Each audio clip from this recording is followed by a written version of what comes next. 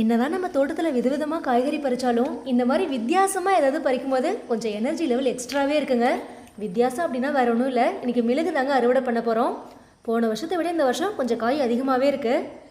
அதுவும் last time பச்சையாக காமிச்சிருப்பேங்க, இப்போ பழுக்கவே ஸ்டார்ட் ஆயிடுச்சு. ஒரு சில மிளகுலாம் பாருங்கள் செடியிலேயே காயவும் செஞ்சிருச்சுங்க. டைரெக்டாக ட்ரைடு மிளகாவே எடுத்துக்கலாங்க. இன்றைக்கி மிளகை பறிக்க இந்த ஸ்டிக்கை தாங்க ஆயுதமாக பயன்படுத்த போகிறோம். எந்த அளவுக்கு ஒர்க் அவுட் ஆகுதுன்னு தெரியல, பார்க்கலாம் வாங்க. அப்படியே குட்டி குட்டி பிஞ்சு நிறையா இருக்குங்க. இதெல்லாம் பாருங்கள் அப்படியே பழுத்து காயவே ஸ்டார்ட் ஆயிடுச்சு.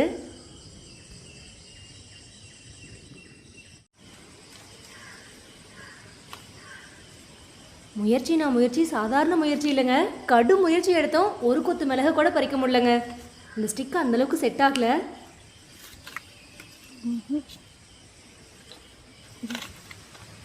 கீழே தான் கொட்டுது. மேங்கோ பறிக்கிறதுக்கு கொஞ்சம் கில்லாடியாக இருந்தாலும் மிளகு பறிக்கிறதுக்கு கொஞ்சம் தள்ளாடுதுங்க. இருந்தாலும் நம்ம முயற்சியை கைவிடலைங்க. சரி கொஞ்சம் பச்சையாக இருக்கிறத பறித்து பார்க்கலாம் அப்படின்னு ட்ரை பண்ணோம்.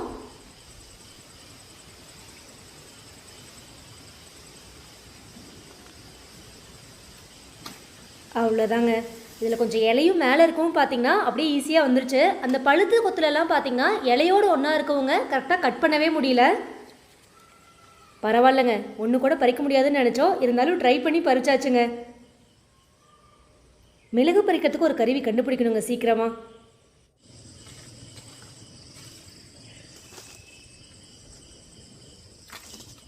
ஒரு கொத்து பறிச்சது கொஞ்சம் எந்துவாயிட்டங்க. இதெல்லாம் பாருங்க அப்படியே வலையிலேயே மாட்டி சூப்பராக இழுத்தாச்சு. அப்படியே பச்சை பசேன்னு பார்க்கவே சூப்பராக இருக்குங்க. அதுவும் போன வருஷம்லாம் பார்த்தீங்கன்னா ஏணி வச்சு கையிலேயே பறிச்சாச்சு. சரி ஸ்டிக்கு தான் இருக்குது, ட்ரை பண்ணிடலாமே அப்படின்ட்டு ட்ரை பண்ணோம். பட் எல்லா கொத்தையும் இவ்வளோ ஈஸியாக பறிச்சோமான்னு கேட்டிங்கன்னா கண்டிப்பாக இல்லைங்க. சில கொத்தெல்லாம் பறிக்கவே முடியல. இதெல்லாம் பாருங்கள் கடைசி வரைக்கும் இழுக்கவே முடியலங்க. கடைசியில் என் கணவர் பார்க்குற வரைக்கும் பார்த்துட்டு மரமே ஏற ட்ரை பண்ணிட்டாரு.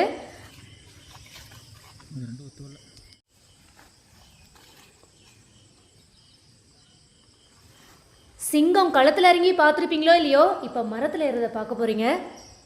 வீரவசனம்லாம் பேசி ஏறுறாருங்க. பட் மிளகோட வருவாரா இல்லையான்னு தான் தெரியல, பார்க்கலாம்.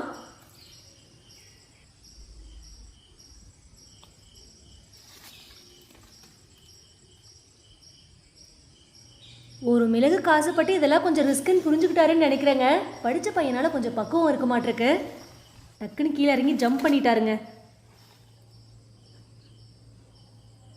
இதை ஃபஸ்ட்டே பண்ணியிருக்கலாங்க. ஒரே ஜம்பில் சூப்பராக பறிச்சாச்சு. இந்த மிளகு பாருங்களேன், எல்லா கலரும் இருக்குங்க.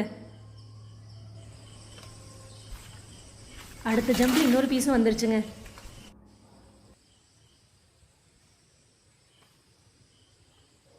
ஜம்ப்பு கிளைம்பிங்லாம் ட்ரை பண்ணிவிட்டு கடைசியில் ஸ்டிக்குக்கே வந்தாச்சுங்க. ஏன்னா ஒரு சில கொத்தெல்லாம் பார்த்தீங்கன்னா நல்ல ஹைட்டில் இருந்துச்சு.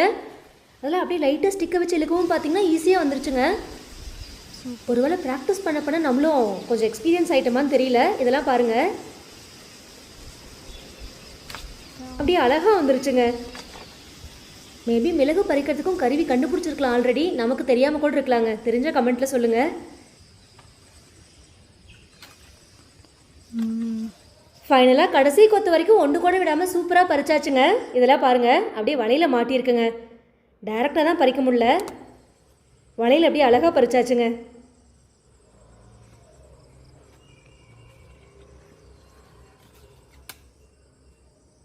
இவ்வளோ தேடி இந்த லாஸ்ட்லங்க இன்னொரு கொத்து மட்டும் மிஸ் ஆயிடுச்சு, அதையும் பறிச்சுக்கலாங்க.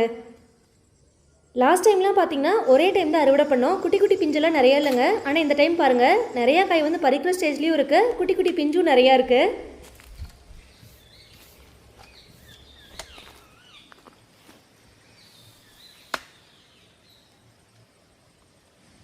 மிளகு பறிச்ச கையோட திப்ளி பறிக்கலான்னு கீழே பார்த்தா அவ்வளோ பிஞ்சுங்க கீழே கொட்டி கிடக்குது. பார்க்கும்போது கொஞ்சம் மனசு கஷ்டமாக தான் இருந்தது. நான் கூட வலையை போட்டு இழுத்துனால தான் நிறைய பிஞ்சு கொட்டிருச்சு அப்படின்னு நினச்சேன். ஆனால் எடுத்து பார்க்கும்போது தாங்க தெரிஞ்சது நல்லா காஞ்சிருக்கு. நம்ம தோட்டத்தில் மிளகு அறுவடை பண்ணுறதெல்லாம் கொஞ்சம் அதிசயமாக தாங்க இருக்குது. சரி கீழே கொட்டினது தான், வருதுப்பட்ட ஒரு யூஸும் இல்லைங்க. நம்ம இப்போ திப்பிலியை பறிக்கலாம். திப்பிலியும் கம்மியான குவான்டிட்டி தாங்க இருக்குது, ஆனால் நிறைய பூ வச்சுருக்கு.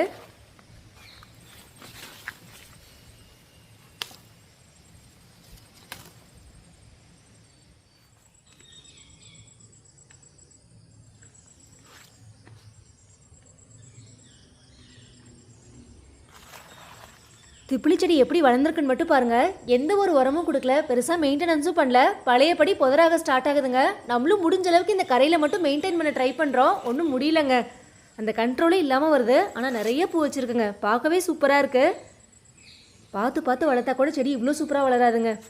மிளகெல்லாம் எப்படா காய் வைக்குன்னு பார்த்துக்கிட்டு இருக்கோம், ஆனால் பெருசாக ரியாக்ஷனே இல்லைங்க. திப்பிலி பாருங்கள் எப்படி வளர்ந்துருக்குன்னு.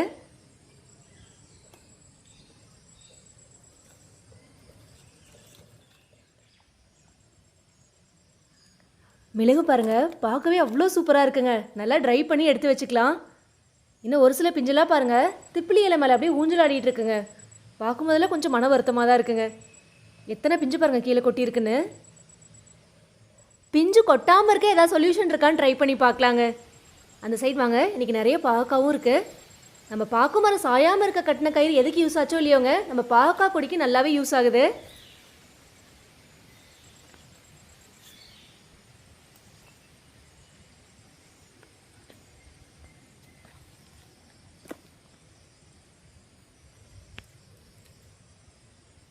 கடந்த 2 வருஷமாகவே பார்த்தீங்கன்னா இந்த இடத்துல மட்டும் எப்படியுங்க ஒரு 4-5 செடி முளைக்க ஆரம்பிச்சிடும். எப்படியும் அந்த பழம் பழுத்து கீழே விழுகுது இல்லையா, அந்த விதைகள் அப்படியே மெயின்டைன் ஆகிக்குதுங்க. பாக்குதோப்பா அப்படிங்கிறதுனால காய் கொஞ்சம் அளவாக தாங்க பிடிக்குது, ஆனால் வீட்டு யூஸ்க்கு எப்படி மெயின்டைன் ஆயிடுது.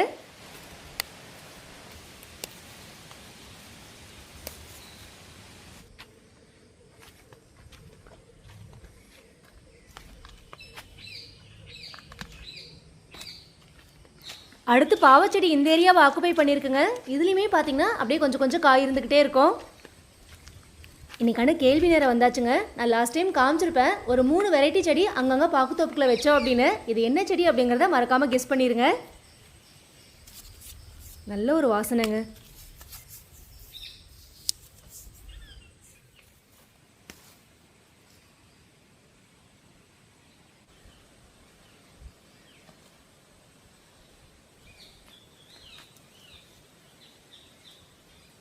பாவக்காவை பறிச்சுட்டு திரும்பி பார்த்தா அங்கே பாருங்கள் ஒரே ஒரு பப்பாளி மட்டும் நமக்காக இருக்குங்க. நல்ல ஹைட்டில் இருக்குது. பட் என் கணவருக்கு இதெல்லாம் அசால்ட்டுங்க.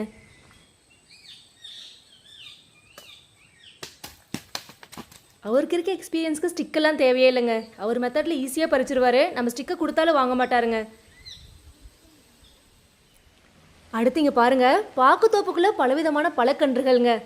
மா, பலா, சப்போட்டா, ஆரஞ்சுன்னு. ஆனால் இது எல்லாமே நமக்கு இல்லைங்க. ஒரு ஆரஞ்சு கன்று மட்டும் நம்ம எடுத்துகிட்டு வந்திருந்தோம்.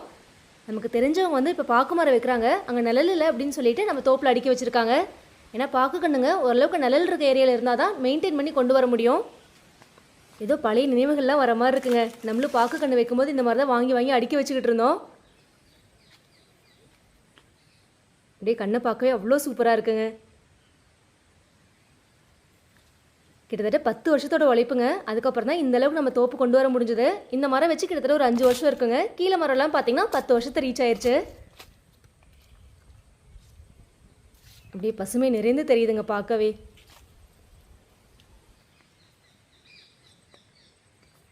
இந்த வருஷம் மழை வேற ரொம்ப ரொம்ப கம்மி தாங்க. தென்னை மரம்னா கூட கொஞ்சம் சமாளித்து பார்த்துடலாம். பாக்கு மரத்துக்கு தண்ணி இல்லாமல் ரொம்ப கஷ்டங்க. இது எப்படி போய் முடியும்னு தெரியல. பெரிய வறட்சியை சந்திப்போமா இல்லை மழை வந்துருமா அப்படின்னு தெரியலங்க.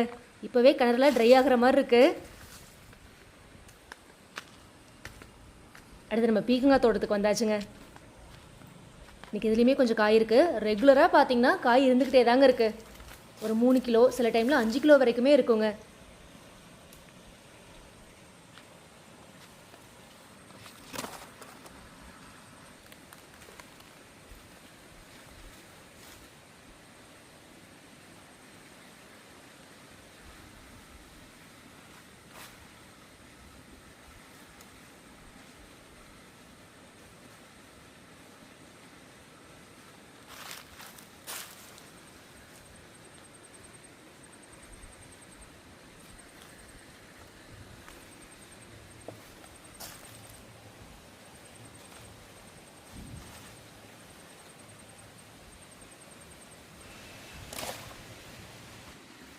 ஒரு நாள் பார்க்காம விடுறதுக்கு இல்லைங்க, எப்படியும் காய் முத்திடுது. ஆடு மாடு வச்சுருக்க மாதிரி தாங்க நம்ம காய்கறி செடி போட்டிருந்தனாலும் ரெகுலராக வந்து பார்த்துடணும். எங்கேயும் போகிறதுக்கு இல்லைங்க. எங்கே போனாலும் ஃபஸ்ட்டு தோட்டத்தில் வந்து காய் இருக்கான்னு பார்த்துடணுங்க. நேற்று தான் பறித்தோம். திரும்பியும் பாருங்களேன் எவ்வளோ காய் இருக்குன்னு. கூடையே பத்தலைங்க. நானும் அவ்வளோதான் நினச்சி கிளம்புனேன். அதுக்கப்புறம் இந்த லாஸ்ட்டில் பார்த்தீங்கன்னா சரி ஓரத்தில் எங்கே காய் இருக்க போகுது அப்படின்னு விட்டேங்க. கடைசியில் பார்த்தீங்கன்னா அதில் அத்தனை காய்ங்க. அந்த கொடி வந்து கடைசியாக படர்ந்து போகுது பாருங்கள். அந்த எட்ஜில் தாங்க நிறைய பூ பிடிச்சி காய் வைக்க ஸ்டார்ட் ஆகுது.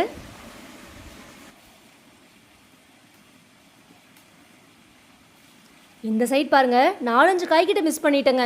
நிஜமாவே 2 கண்ணு பத்த மாட்டேங்குதுங்க இந்த காயெல்லாம் தேடுறதுக்கு.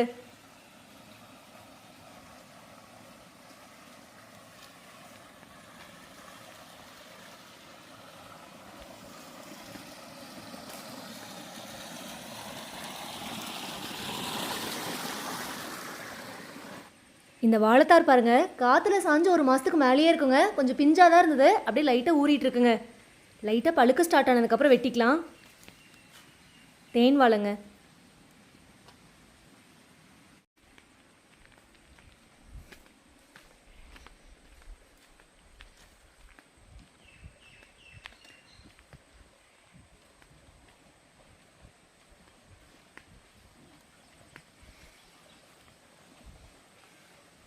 கீழே வயல் தண்ணி பாயுதுங்க. மடையை மாற்றி வச்சுட்டு பாவக்காவும் கொஞ்சம் இருக்குது, அதையும் பறிச்சுட்டு வந்துடலாம் வாங்க. இந்த வயலையுமே பாவக்காய் கொஞ்சம் ஆக்குபை பண்ணியிருக்கேங்க. லாஸ்ட் டைமே காமிச்சிருப்பேன். அந்த கயிறில் அப்படியே சூப்பராக படர்ந்துருக்கு. நல்லா கொத்து கொத்தாக காய் வைக்குதுங்க.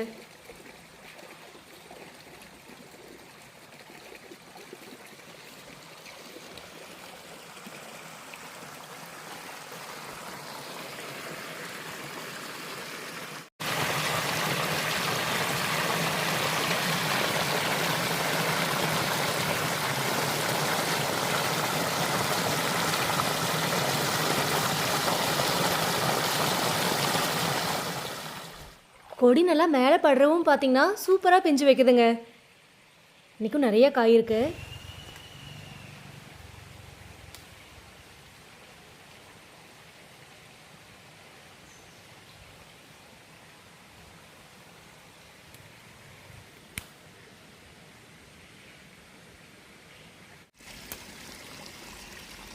இந்த செடி கொஞ்சம் எப்போவுமே சாட்டிஸ்ஃபைடாக தாங்க காய் கொடுக்கும்.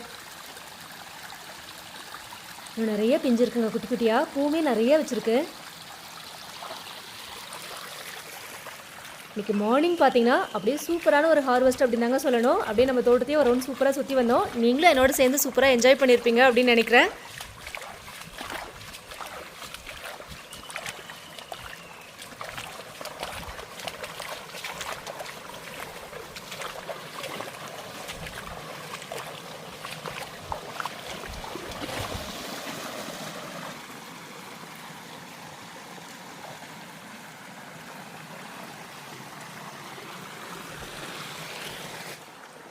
இன்றைக்கி இன்னும் ஹெட் ஆஃபீஸ்க்குள்ள கூட என்ட்ரி கொடுக்கலங்க. இந்த காலை வேலை நிறைய அறுவடையோட ரொம்பவே சூப்பராக ஸ்டார்ட் ஆச்சு அப்படின்னு தான் சொல்லணும். என்னோட சேர்ந்து நீங்களும் இந்த பயணத்தை என்ஜாய் பண்ணியிருப்பீங்க அப்படின்னு தான் நினைக்கிறேன். இன்றைக்கி இது மட்டும் இல்லைங்க, நம்ம தென்னந்தோப்பில் பூத்தோட்டத்துலன்னு நிறைய காய்கறி வந்து இன்னும் அறுவடைக்கு இருக்குது.